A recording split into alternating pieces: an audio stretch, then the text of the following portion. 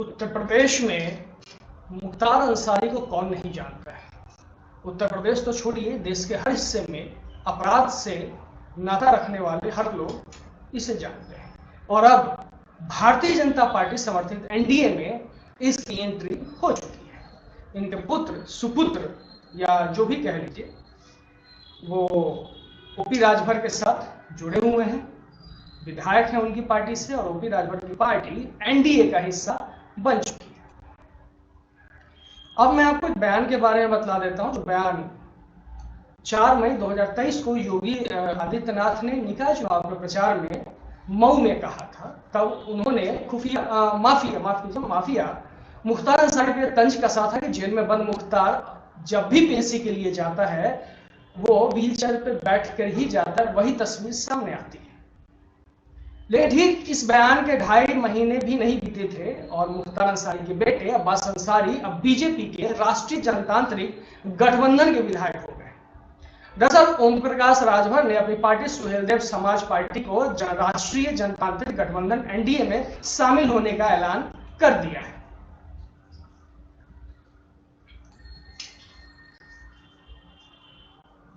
और जैसे ही शामिल होने का ऐलान किया, कुल मिलाकर के उनकी पार्टी के जितने भी विधायक हैं वो सब पुनः अपने आप एनडीए के हिस्से में आ गए।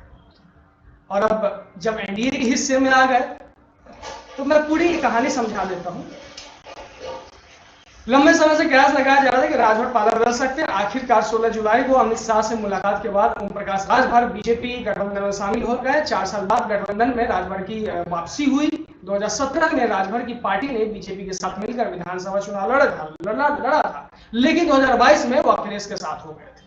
समाजवादी पार्टी के साथ गठबंधन में सुभाषपा ने 19 सीटों पर चुनाव लड़ा, जिसमें 6 सीटों पे उन्हें जीत। इन 6 सीटों में एक सीट मऊ विधानसभा की थी। मऊ विधानसभा सीट पर ओम प्रकाश राजभर ने टिकट दिया था मुख्तार अंसारी के बेटे अब्बास अंसारी को। अब्बास ने चुनाव में बीजेपी के अशोक कुमार सिंह को 38,000 से ज्यादा वोटों से हरा दिया था और पहली बार में विधायक बन गए थे। लेकिन सुभाषपा के एनडीए में शामिल हो जाने के से अब्बास अंसारी बीजेपी गठबंधन का हिस्सा बन गए हैं और इसमें कोई दो राय नहीं है। तो जिस तरीके से अब अब्बास अंसारी गठबंधन का हिस्सा हो गए हैं, पहले मैं आपको अब्बास अंसारी के बारे में बता दूं कि उनमें कौन कौन से केसेस हैं। अब्बास अंसारी फिलहाल कासगंज के जेल में बंद है। 5 नवंबर 2022 को कई घंटे की पूछताछ के बाद ईडी ने अब्बास अंसारी को गिरफ्तार किया था। अब्बास अंसारी पे मनी लॉन्ड्रिंग के केसेस दर्ज हैं। इसके अलावा आईपीसी की धारा 120 भी आपराधिक साजिश में शामिल होना, 379 चोरी, 419 खुद को कोई और बताकर धोखाधड़ी करना, 420, 423, 447, 465, 67, 68, 471, 474 और 477A सभी कागजातों में फर्जीवाड़ा से जुड़ी धाराएं हैं और अभी ये कासगंज जेल में बंद है। तो आपने सुन ही लिया कि आखिर क्या स्थिति है अब्बास अंसारी। अब्बास अंसारी जब अभी फिलहाल कासगंज जेल में है, लेकिन सवाल ये खड़ा होना स्टार्ट हो गया है कि जो योगी जी अपराध के खिलाफ, अपराधियों के खिलाफ हमेशा खड़े रहते हैं और अपराधियों पे हम मतलब वज्र की तरह प्रहार करते हैं, आखिर वो एक अपराधी को अपने गठबंधन में कैसे स्वीकार करेंगे। और यहां तक कहा जा रहा है कि अगर अब्बास अंसारी सक्सेसफुली इस गठबंधन में अपने आप को सेट कर पाते हैं तो उनके पिता मुख्तार अंसारी पे भी कुछ केसेस की कमी हो सकती है। हालांकि मुख्तार अंसारी पे जो मामले हैं वो बड़ा मतलब खतरनाक मामला है। उनके ऊपर 2002 में कृष्णदेव राय जो बीजेपी के ही विधायक थे, उनकी हत्या का मामला है और फाइनल सजा भी डल गया है। कहा जाता है कि 500 से ज्यादा गोलियां चली थी जिसमें कृष्णदेव राय की हत्या कर दी गई थी। अब ये कैसा गठबंधन है जिसमें भारतीय जनता पार्टी अपने विधायक के हत्यारे के बेटे को गठबंधन में रखती है। और ये भी कहा जा सकता है कि गठबंधन का ये एक नियम है कि अगर आप चलेंगे तो आपके साथ बहुत सारे आपके वैसे कर्म चलेंगे जिससे जिसे आप लेके नहीं चलना चाहते। सबसे बड़ी बात, सबसे बड़ा सवाल समझ में नहीं आ रहा है कि आखिर योगी आदित्यनाथ जो हमेशा से अपराध और अपराधियों के खिलाफ खड़े रहे हैं और उत्तर प्रदेश में एक ऐसा चेहरा बन के उभरे हैं, उत्तर प्रदेश के साथ साथ देश के दूसरे राज्यों में भी उनकी डिमांड होने लगी है।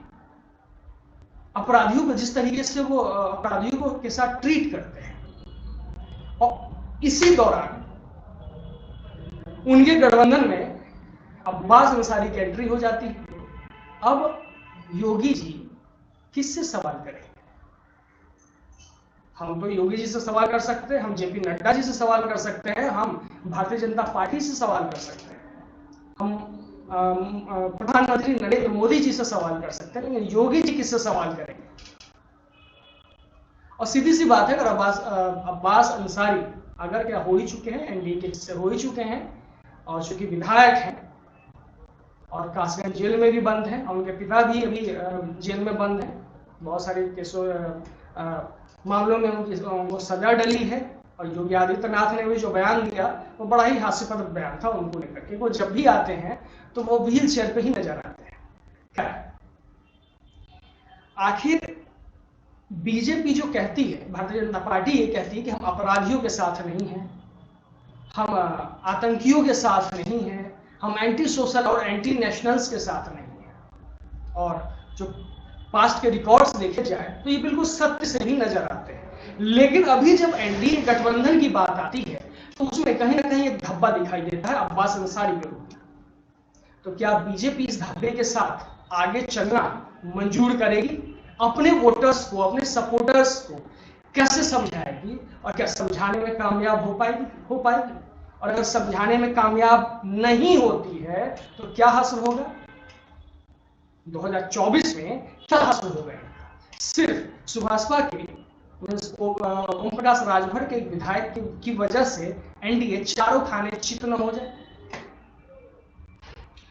मैं अपना सवाल जेपी नड्डा जी पे छोड़ रहा हूं, मैं अपना सवाल माननीय प्रधानमंत्री नरेंद्र मोदी जी के पास छोड़ रहा हूं कि क्या आप एक ऐसे धब्बे को अपने साथ लेके चलना चाहेंगे जिसका पिता बहुत बड़े अपराध में, हत्या जैसे संगीन जुर्म में अंदर बंद है, जेल के अंदर है, माफियाओं की लिस्ट में उसका नाम अग्रणी हुआ करता था। आप अगर अब्बास अंसारी को लेकर चलते हो, उसको ढोते हो, तो कहीं ना कहीं आपकी मजबूरी है, और मजबूरी का फायदा कैसे उठाया जाता है ये आने वाला वक्त देखेगा। तो मेरा सवाल जनता से नहीं है, दर्शकों से नहीं है, लेकिन हाँ, अगर जनता और दर्शक चाहे तो ये सवाल मेरे मार्फत सत्ता पर बैठे सत्ताधीशों से पूछ सकती है। तो इस कार्यक्रम को मैं बहुत ज्यादा लंबा खींचने के मूड में नहीं हूं, लेकिन मुझे जैसा लगा मुझे कहना चाहिए आकर के कि जो बीजेपी, जो भारतीय जनता पार्टी बिल्कुल अपराध और अपराधियों से दूरी बना के चलती है, एंटी सोशल एलिमेंट से दूरी बना के चलती है, एंटी नेशनल से दूरी बना के चलती है, और उनको देखना नहीं चाहती। अलग अलग बयानों में आप सुनते होंगे, अलग अलग जो उनके प्रवक्ता है वो यही बात कहते हैं। लेकिन अब्बास अंसारी केस में ये देखा बिल्कुल समझ पड़े, ऐसा नहीं है गठबंधन में आने से पहले इसकी चर्चा राजभर जी के साथ नहीं की गई होगी, या इसकी सूचना योगी आदित्यनाथ जी को नहीं दिया गया होगा, या फिर इसके बारे में इंफॉर्मेशन संघ के सुप्रीम लोगों को नहीं दिया गया होगा। बिल्कुल दिया गया होगा। कहीं ना कहीं सबों की ऐसा लगा कि मौन स्वीकृति थी इस पर, तभी ऐसा हो सका। या फिर ये भी कह सकते हैं चुनाव जीतने के लिए साम दाम दंड भेद सारी नीति अपनाई जाती है, और शायद यही वो नीति है कि अब्बास अंसारी जैसे व्यक्ति, जिस परिवार से वो आते हैं, जिस परिवार में उनके पिता, उनके चाचा पे तरह तरह के आरोप लगे हुए हैं और आरोप सिद्ध हो चुके हैं, तो बीजेपी अगर कैरी कर रही है तो इस कार्यक्रम का नाम ही है योर न्यूज माय व्यूज। तो मेरे विचार से ढोना बीजेपी के लिए भारी पड़ेगा, और जब भारी पड़ेगा तो रिजल्ट बहुत बेहतर नहीं आएगा। अब इसके दो एस्पेक्ट्स, मतलब दो डायमेंशन आप समझिए। बीजेपी को ये लग रहा होगा कि मैं अगर ओपी राजभर को रखते हैं और ओपी राजभर के विधायक हैं अब्बास अंसारी, इससे कुछ मुसलमानों का वोट हमारे पास आ जाएगा। ये दूर के ढोल है भारतीय जनता पार्टी की, क्योंकि मैं एक बिल्कुल अनकहा हुआ ट्रीटी जो मुसलमानों के बीच में, जो अल्पसंख्यक मुसलमान उनके बीच में है, ऐसा कहा जा रहा है। फील्ड में जब जाते हैं रिपोर्टिंग करते हैं तो ऐसा बोलते हैं वो कि इस बार 100% वोट, उनका वोट किसी और पार्टी को नहीं जाएगा, सिर्फ और सिर्फ कांग्रेस को जाएगा।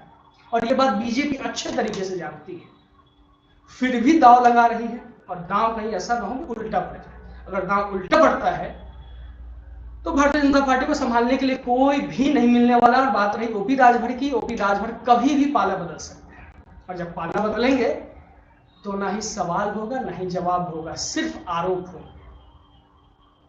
खैर, आपको कैसा लगा ये कार्यक्रम जरूर बताइएगा। और मेरा सवाल बीजेपी के सभी शीर्ष नेतृत्व के लोगों से है, संगठन के लोगों से है, संघ के लोगों से है, इवन जेपी नड्डा जी से। तो बताइएगा दर्शकों कैसा लगा हमारा कार्यक्रम, हमें जरूर बताएं। हमारे कार्यक्रम को शेयर करें, लाइक करें और हमारे चैनल को सब्सक्राइब